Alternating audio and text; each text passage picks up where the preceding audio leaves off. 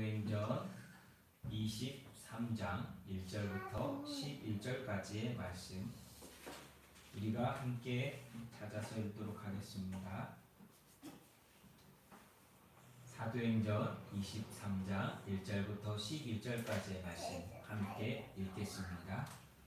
바울이 공회를 주목하여 이르되 여러분 형제들아 오늘까지 나는 범사에 양심을 따라 하나님을 섬겼노라 하거늘 대제사장 아나니아가 바울 곁에 서 있는 사람들에게 그 입을 치라 명하니 바울이 이르되 회칠한다며 하나님이 너를 치시도다. 내가 나를 율법대로 심판한다고 앉아서 율법을 어기고 나를 치라 하느냐 하니 곁에 선 사람들이 말하되 하나님의 대제사장을 너희가 욕하느냐. 바울이 이르되 형제들아 나는 그가 대제사장인 줄 알지 못하였노라. 기록하였으되 너희 백성의 관리를 비방하지 말라 하였느니라 하더라. 바울이 그중 일부는 사두개인이요 다른 일부는 바리새인인 줄 알고 공회에서 외쳐 이르되 여러분 형제들아 나는 바리새인이요 또한 바리새인의 아들이라. 죽은 자의 소망 곧 부활로 말미암아 내가 신문을 받노라.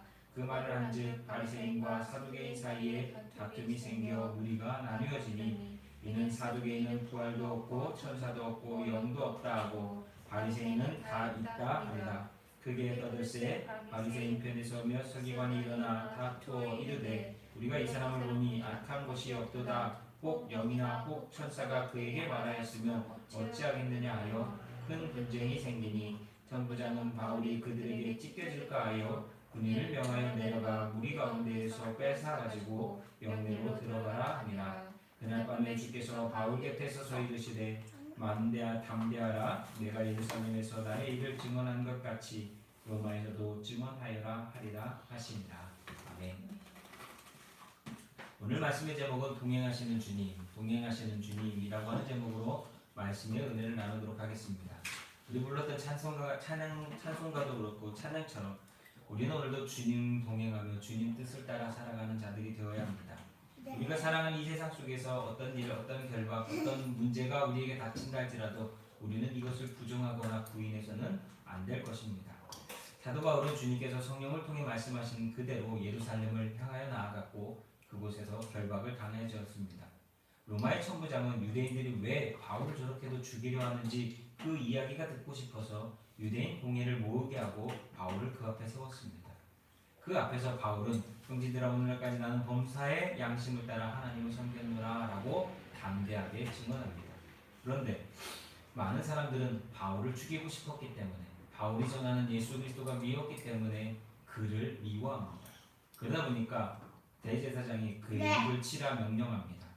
그 일을 듣고 바울은 형제들아 오늘날까지 나는 범사의 양심을 따라 하나님을 섬겼다 했던 그 바울이 회칠한다며 하나님이 너를 치시도다. 내가 나를 율법대로 심판한다라고 앉아서 율법을 어기고 나를 치라 하느냐라고 하면서 오히려 대제사장을 책망합니다. 근데 여기서 재미난 건 유대인들이 분노했다라는 거예요. 공회원들이 분노해서 감히 하나님의 대제사장을 네가 지금 그렇게 모욕하느냐라고 표현합니다. 유대인들이 갖고 있는 이 분노는 예수님에게 제사장들과 서기관들이 보여주었던 그 분노의 모습과 너무나 닮아 있습니다. 그들의 분노는 하나님께 대한 믿음의 표현이었다기보다는 기존에 가지고 있었던 종교 기득권을 고수하고자 하는 데서 나온 것이었습니다. 곁에 선 사람들이 말하되 하나님의 대제사장을 내가 욕하느냐라고 오히려 바울을 공격합니다. 바울이 왜 그런 말씀을 전했는지, 바울이 전하는 그리스도는 누구인지, 예수가 누구인지에 대해서 그들은 들으려 하지 않았습니다. 그들이 무엇을 지키려고 하는지 정확하게 보여주는 말이 바로 저는 이런 부분이라고 생각합니다.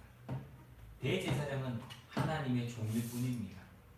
그가 하나님의 대리자나 하나님과 동급이 될 수 없는 존재가 바로 대제사장입니다. 하나님께서 대제사장을 위해 계신 것이 아니라 대제사장이 하나님을 위해 있는 직분받은 존재라고 하는 겁니다. 그러나 그들이 타락한 순간부터 그들의 존재 가치는 변질되어 버렸습니다. 대제사장이 오히려 하나님을 이용하고 하나님의 권위와 하나님의 이름을 들어서 오히려 자신들의 이익을 챙기는 타락한 존재가 되었기 때문입니다. 그래서 예수 그리스도를 통해 제자들과 사도들이 세워지게 된 것입니다. 대제사장들과 제사장들 그리고 그들이 맡겨진 임무를 감당하는 사람들의 역할을 잘했다면 예수 그리스도는 오시지도 않았을 것이고, 그리고 예수 그리스도를 따르는, 그리고 그분의 종이 되었고 제자들이 되어서 사도들이 된 그들은 세워질 필요도 없었을 것이기 때문입니다. 여러분, 교회 안에서 성도들 가운데에도 이런 오해나 잘못된 생각을 갖는 사람들이 참 많습니다. 우리 유행어처럼 무엇이 중요한디 라고 하는 말이 있습니다.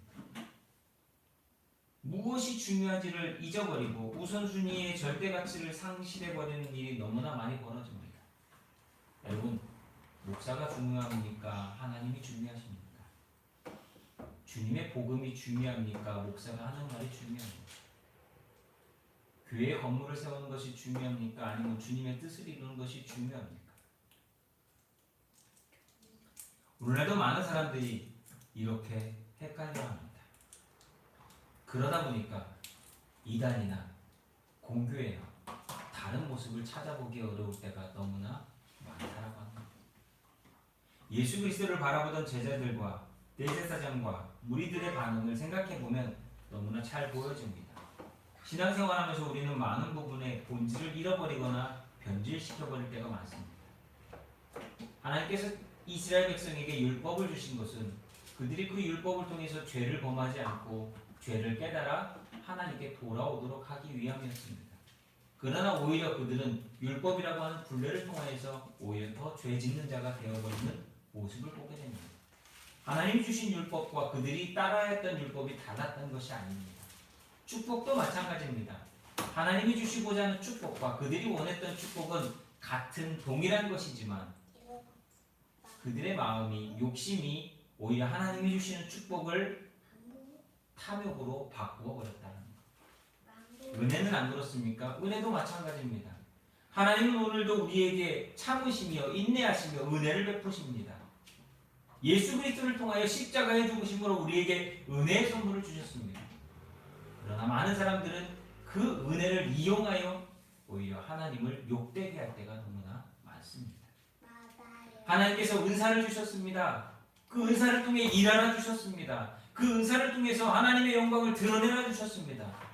그런데 타락한 인간은 오히려 하나님의 그 은사를 가지고서 자기의 능력인 양 착각하여 오히려 하나님 앞에 범죄한다라고 합니다.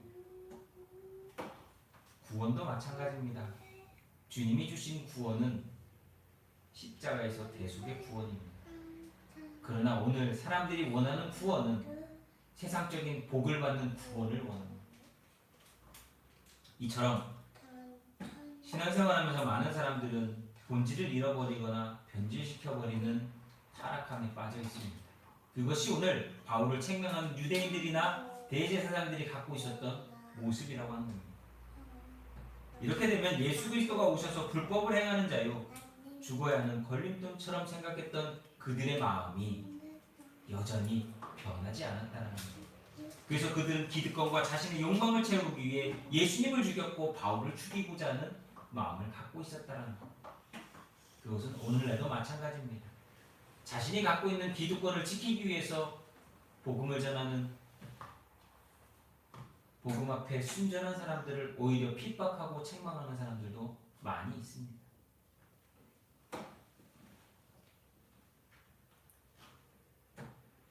우리는 범죄자가 되어서는 안 됩니다. 우리는 주님 앞에 회개하는 믿음의 종들이 되어야 할 것입니다. 바울도 보십시오. 그들의 목적을 위해 죽여야 하는 대상이었습니다. 그러나 바리새인과 사두개인들이 다른 가치를 가지고서 있음을 아는 바울은 오히려 그것을 이용해서 이 어려움을 벗어나는 지혜를 보여줍니다. 믿음은 변질되거나 본질을 놓쳐버리면 이런 일이 벌어지는 것입니다. 자신들이 하나님을 모독하는지 아니면 경외하는지조차 알지 못하고 착각하는 타락함에 빠져버립니다. 아담과 하와에게 와서 마귀가, 뱀이 그들을 유혹하였을 때 그들은 하나님의 뜻은 기억조차 하지 않고 오히려 뱀의 말에 넘어갔습니다. 그것이 바로 오늘 그리스도인들이 이 세상을 살아가면서 기억해야 하는 부분입니다. 예수님께서 십자가에서 얼마든지, 아니 빌라도의 법정에서 능히 천사들이나 권세들을 가지고서 그들을 벌하고 멸하실 수 있었으나 예수님은 참으셨습니다. 능력이 없어서가 아닙니다. 그렇게 하는 것은 하나님 아버지의 뜻과 계획이 아니셨기 때문에 모욕과 순환을 당하시며 골고다 십자가의 죽음을 선택하셨던 것입니다.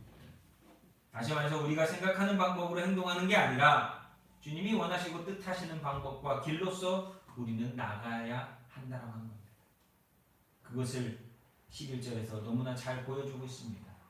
그날 밤에 주께서 바울 곁에 서서 이르시되 담대하라. 내가 예루살렘에서 나의 일을 증언한 것 같이 로마에서도 증언하여라 하리라. 주께서 왜 이런 일과 소동을 벌이셨는가에 대한 대답, 바울이 왜 예루살렘에 와서 결박당하고 위험에 빠져야 했는지에 대한 이유를 비로소 바울은 듣게 된 것입니다. 주님께서 바울에게 담대하라고 하신 것은 단순히 힘을 내라고 하는 의미가 아닙니다. 마음을 강하게 해서 조금만 기다리면 뭔가 큰 일을 하게 될 것이니라고 하는 그런 뜻도 아니었습니다. 바울에게 주신 담대하라고 하는 말씀은 눈에 보이는 게 다가 아니라 어떤 상황과 환경에서도 동행하는 나를 믿으라, 너와 함께하는 나를 믿고 의지하라 라고 하는 것입니다. 후에 바울이 호송되는 과정 속에서 이런 위로에 대한 일들을 일하고 계신 주님의 이 역사를 보여주지 않습니까? 배가 난파되지만, 배가 부서지지만 주님의 말씀과 같이 그들의 목숨은 잃어버리지 않았습니다. 그리스도인은 세상이 변하는 것과는 관계없이 살아가는 존재가 되어야 합니다. 주님은 돌보시며 뜻을 이루시기까지 우리와 동행하십니다. 그래서 우리에게 이렇게 말씀하시는 겁니다. 담대하라. 담대하라. 담대하라. 말씀하고 있습니다. 대부분 이 담대하라고 하는 말씀은 명령이 아닙니다. 우리에게 주시는 위로이고 권면입니다. 성경에 보면 이 담대하라고 하는 말씀이 자주 나옵니다. 대부분 주인공이 앞을 알지 못하고 두려워하는 마음을 갖고 있을 때 하나님께서 그들을 위로하고 권면하시며 주시는 말씀이 바로 담대하라는 것입니다. 사랑하는 성도 여러분, 담대하십시오. 예수님께서 요한복음에서 제자들에게 말씀하셨습니다. 이것을 너희에게 이르는 것은 너희로 내 안에서 평안을 누리게 하려 함이라. 세상에서는 너희가 환난을 당하나 담대하라. 내가 세상을 이기었노라. 예수 그리스도의 승리는 오늘 우리가 살아가면서 겪는 모든 일에 대한 능력입니다. 주님이 이기셨으니 우리도 이길 것이다. 주님이 우리를 대신하여 죽으셨으니 우리는 살 것이다. 요한일서 5장 14절은 또 이렇게 얘기합니다. 그를 향하여 우리가 가진 바 담대함이 이것이니 그의 뜻대로 무엇을 구하면 들으십니다. 오늘 우리는 담대하게 주님의 이름으로 나아갈 때에 바울이 그랬던 것처럼, 예수님의 제자들이 그랬던 것처럼 우리와 동행하시는 주님으로 말미암아 승리하게 될 것입니다. 그런 사람들이 그리스도입니다. 바울 곁에서 동행하시는 주님은 오늘 우리의 삶에 동행하시며 그분의 뜻을 이루도록 우리를 이끌어 주십니다. 주를 위한 구하고 찾고 두드리는 삶, 그 삶에 응답하시는 주님을 우리는 만나게 된다라고 합니다. 그러기에 우리는 주님 편에 서서 주님과 동행해야 합니다. 바울에게 로마에서 가서 증언하라 하셨던 것처럼 우리에게 주시는 삶 속에서 그리스도인으로서의 온전한 삶을 이루며 증인이 되라고 말씀하시는 주님의 명령 앞에 우리는 순종해야 합니다. 우리의 일을 감당할 때 주님은 우리의 일을 하십니다. 우리가 우리의 일을 감당할 때 주님은 주님의 일을 하시며 우리와 동행하십니다. 그것은 예수님께서 이미 약속하신 것입니다. 마태복음 28장에 너무나 우리가 잘 아는 말처럼 예수께서 나와 일러 가라사대 하늘과 땅의 모든 권세를 내게 주셨으니 그러므로 너희는 가서 모든 족속으로 제자를 삼아 아버지와 아들과 성령의 이름으로 세례를 주고 내가 너희에게 분부한 모든 것을 가르쳐 지키게 하라. 볼지어다 내가 세상 끝날까지 너희와 항상 함께 있으리라 하시니라. 여러분, 여기서 가장 중요한 게 뭔지 아십니까? 너희와 항상 함께 있으리라. 주님은 오늘도 우리와 동행하십니다. 바울의 법정에서도 동행하셨던 그 주님은 오늘 우리의 이 삶 속에서도 동행하여 주십니다. 사도들과 함께 하셨던 주님은 오늘 우리와 함께 하십니다. 우리가 스스로 잘난 그리스도인이 아니라 그리스도를 닮아 온전함을 이루고 성화되어지는 진짜 그리스도인이 되어질 때 우리는 비로소 그 주님을 알고 만나게 될 것입니다. 항상 문제는요, 우리 스스로에게 있습니다. 자기의 발을 묶고 넘어뜨리는 존재는요, 마귀가 아니라 못난 자아와 나라는 이기심, 내가 문제라고 하는 거죠. 주님께 동행해달라 말고 주님과 동행하기를 선택하는 그리스도인이 되어야 할 것입니다.